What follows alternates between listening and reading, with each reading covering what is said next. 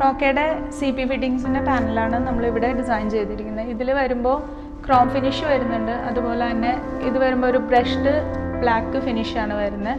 അതിൻ്റെ ഒരു entire set, അതായത് ഓവർ ഹെഡ് ഷവർ, ഡൈവേർട്ടർ വിത്ത് കൺസീൽ പാർട്ട്, അതിൻ്റെ സ്പൗട്ട്, ടാപ്സ്, അങ്ങനെയാണ് ഒരു സെറ്റ് ഇവിടെ അലൈൻ ചെയ്തിരിക്കുന്നത്.